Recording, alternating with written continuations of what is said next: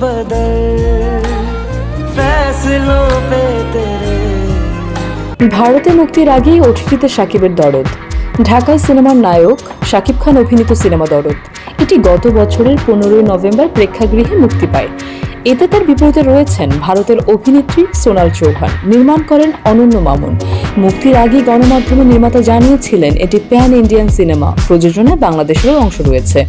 এতে অভিনয় করছেন বাংলাদেশ এবং ভারতের শিল্পীরা। কিন্তু মুক্তির 2 মাস পার হয়ে গেলেও সিনেমাটি এখনও ভারতে মুক্তি পায়নি। ইতিমধ্যেই বাংলাদেশ, থাইল্যান্ড, কানাডা সহ প্রায় 20 দেশে এটি মুক্তি পেয়েছে। এবার জানা গেছে ভারতে মুক্তির আগেই ওটিটিতে প্রকাশ হচ্ছে সিনেমাটি। সম্প্রতি ওটিটি প্ল্যাটফর্ম আইস্ক্রিনে তাদের ফেসবুক পেজে দরদের একটি পোস্টার শেয়ার করেছেন এবং মুক্তির বিষয়টি নিশ্চিত করেছে।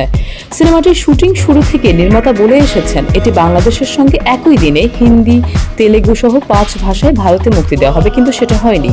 প্যান ইন্ডিয়ান সিনেমা দাবি করা দরদ এখনও ভারতে মুক্তি পায়নি। তার আগে দর্শক ঘরে বসেই দেখতে পারবে সিনেমাটি। এটিকে আদৌ ভারতে মুক্তি পাবে এ নিয়ে রয়েছে সংশয়।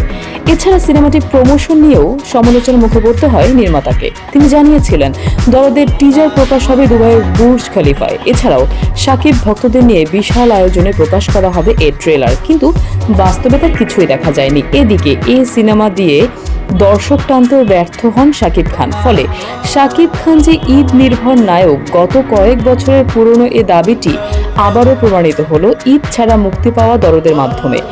ঈদে তার অভিনীত সিনেমা মোটামুটিভাবে দর্শক টানতে পারলেও ঈদ ছাড়া তিনি আসলেই অসহায়। প্রসঙ্গত বর্তমানে মুম্বাইয়ে শাকিব খান বরবাদ সিনেমা শুটিং করছেন। এটি পরিচালনা করছেন নাট্য নির্মাতা মেহেদী হাসান হৃদয়। জানা গেছে এটি ঈদে মুক্তি পাবে।